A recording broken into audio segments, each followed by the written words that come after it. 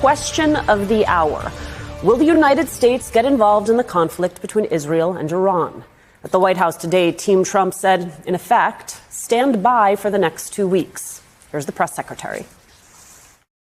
Now, regarding the ongoing situation in Iran, I know there has been a lot of speculation amongst all of you in the media regarding the president's decision-making and whether or not the United States will be directly involved. In light of that news, I have a message directly from the president, and I quote, "Based on the fact that there's a substantial chance of negotiations that may or may not take place with Iran in the near future, I will make my decision whether or not to go within the next 2 weeks." That's a quote directly from the president for all of you today. Brand new reporting suggests that the Trump administration is on the precipice of an armed intervention. 3 people familiar with deliberations tell the Wall Street Journal that Donald Trump, quote, told senior aides late Tuesday that he approved of attack plans for Iran, but was holding off on giving the final order to see if Tehran would abandon its nuclear program. Trump is hoping that threatening to join Israel's strikes on Iran will compel Tehran to meet his demands. In public, at least, the Iranian regime remains defiant, saying that they will not negotiate and will retaliate if the U.S. launches airstrikes. The Pentagon already playing out what could happen next. The New York Times reporting officials are considering all of the ways Iran could retaliate. One possibility, according to officials, quote, Iran retains the naval assets and other capabilities it would need to shut down the Strait of Hormuz, a move that could pin any U.S. Navy ships in the Persian Gulf, American military officials say. In meetings at the White House, senior military officials have raised the need to prepare for that possibility after Iranian officials threatened to mine the strait if the United States joined Israel attacks on the country. And that could have severe economic consequences, too. The Times reporting a quarter of the world's oil passes through it, so mining the choke point would cause gas prices to soar. Meanwhile, Israel and Iran continue to trade strikes. A major hospital in southern Israel took a direct hit from an Iranian missile. At least 40 people were injured. Israeli Prime Minister Benjamin Netanyahu calling it the work of a, quote, criminal regime. That is where we start today with New York Times Pentagon correspondent and MSNBC contributor Helene Cooper. And joining me, David Frum, staff writer for The Atlantic and host of the video podcast, The David Frum Show, and former U.S. Senator, MSNBC political analyst Claire McCaskill. All right, Helene, let's start with you. What does your reporting tell you about what Donald Trump is considering? Well, he's looking high, and thanks for having me. President Trump is, as we've all been reporting, looking at the possibility of dropping a bunker buster, which is sort of the name we use for one of those big, really big bombs that only the United States has, on the Fordo nuclear plant that is buried at more than 250 feet in a mountain in Iran. That is one of the things that Israel can't do itself. I'd like to say, you know, we're in untrodden territory, but we're not. We kind of have been in this place before, and we were here in 2003 when we went into the Iraq War. There seems to be a lot of officials in the Trump administration who seem to appear to think that this is a one drop, one and done type deal. We go in and you drop this bomb, and that's it. The Iranian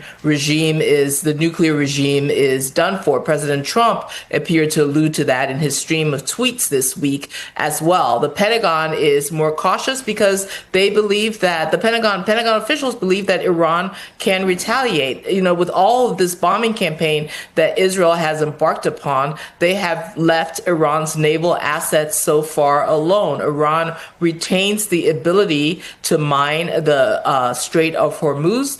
Iran still has enough ballistic missiles at this point to attack American bases in the Mideast and attack American troops at those bases. So the Pentagon is preparing for the possibility that this could be a far more protracted military engagement back in the same region that we just left after 20 years than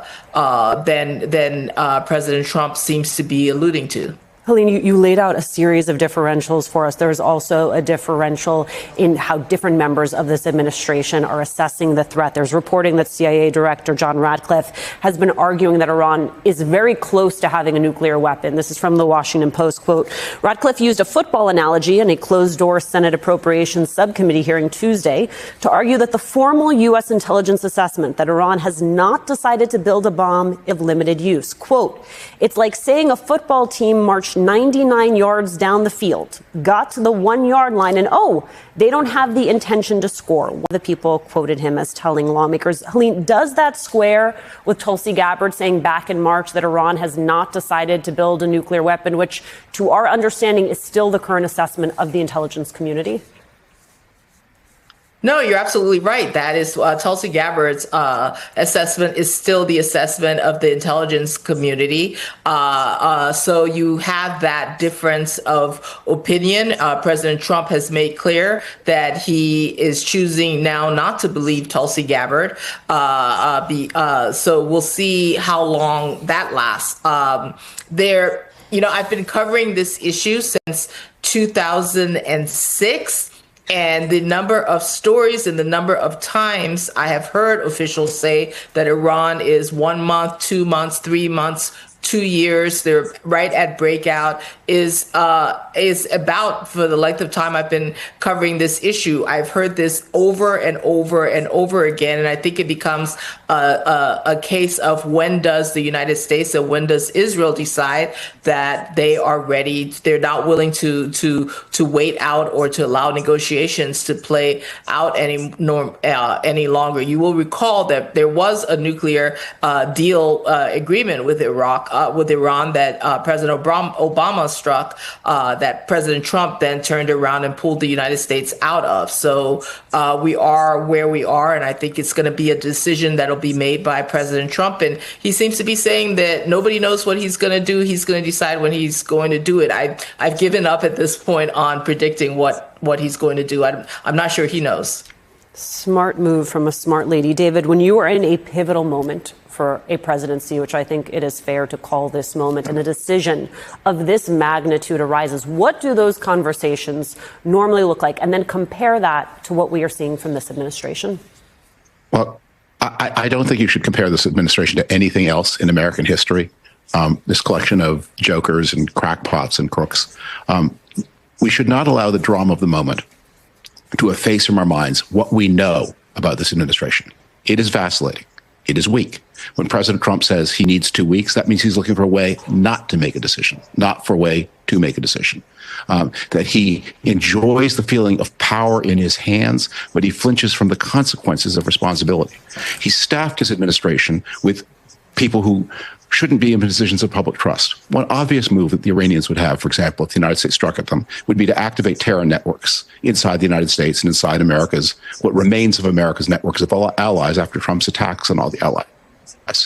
So we've got now, if you're going to defend the country against those, you've got an FBI where they've laid off all the counterterrorism professionals headed by jokers. You've got a Department of Homeland Security that has spent hundreds of millions and millions of dollars on a advertising campaign to say, thank you, Trump.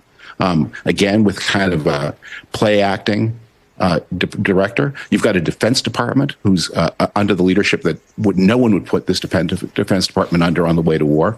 It just doesn't add up. So Trump loves bluster. He loves talk. One other thing that the Israelis need to keep in mind, and my friends in the pro-Israel community need to keep in mind, Trump betrays everyone who trusts him with one exception, and that is Vladimir Putin, not Israel. He's betrayed his creditors. He's betrayed his investors. He's betrayed his wives. He's betrayed his children. He will betray you too. Be wary of putting your trust in him. And Israel's now in a very exposed position. It's begun a war with magnificent success, but it doesn't have an obvious way to bring the war to a successful conclusion. It was counting on Trump to help them. They must have relied on indications. But this 2 weeks, that's what Trump does when he's about to fold his cards.